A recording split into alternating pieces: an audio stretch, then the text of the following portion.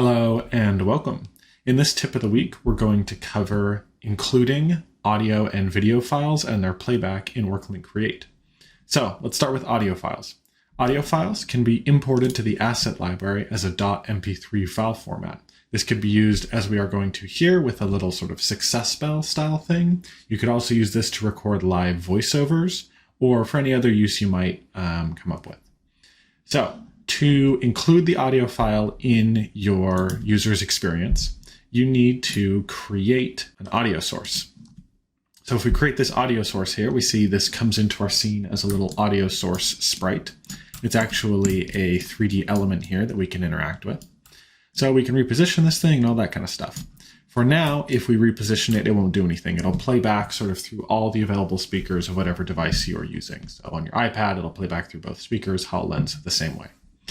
So in order to get this audio source to play something back, there's two steps to the process. The first step is we have to select the audio clip that we're going to play back. So if we click on this, we can see here's a list of the ones we have. In this case, we're going to choose this success bell one, and we can control its volume. All of this is controlled in the object properties here. We can also optionally click the Is 3D button. What this will do is cause the audio source to play back from its location in 3D space, as opposed to just from everywhere. So for example, if I shifted this way over to the left-hand side, then when this played back, my end user, whether they be on a headset or on a handheld device, would hear it as if it was from the left-hand side or from this location. So even if they turned around, if they looked over here, they'd hear it from this point. If they looked over here, they'd hear it from this point, etc. So now we have this set up and we have it set to play back this clip, but still currently it won't do anything. In order to get it to actually play back, we have to add this audio source element to our timeline. In this case, we can just hit add selected to timeline and then add an audio playback time bar.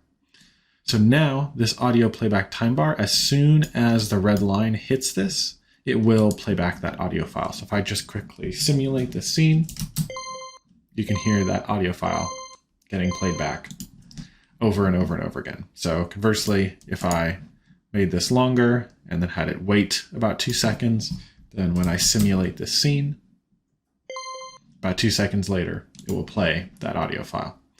It's also important to note that the length of this playback does matter. So right now you could hear it probably getting cut a little bit short. However, now that we've extended it, you can see we get the full playback and roll off of that file. So it does matter that you extend this long enough to play back the complete length of that audio file in order for this to work. Okay, so that's including audio files in your scene. What about videos? If we go to the asset library and instead search for a .mp4 file, we can see we have a couple examples for MP4 files. These are video files. So similar to the audio files, you would upload these to your asset library, and then they'd be available here. So we're just going to take the circuit breaker install switch as an example. Might make another step here that we can use. And these, we can actually just drag straight onto the scene.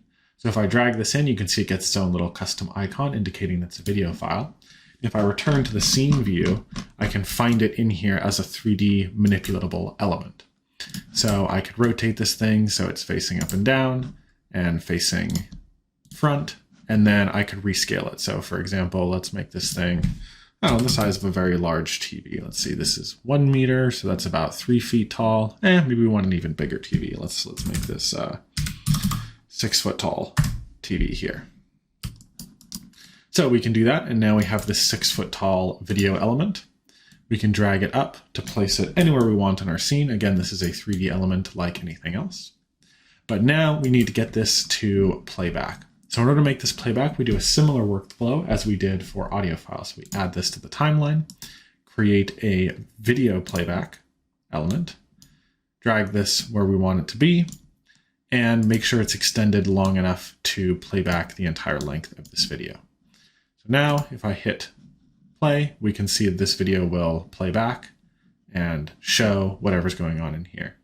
And similar to the audio file, we need to extend this full length of the video to make sure that it plays back the entire content.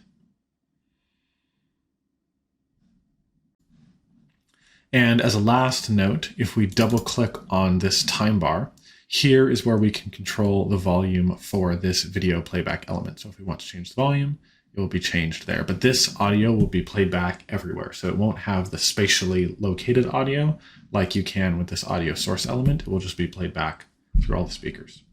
Thank you, and I hope this was useful.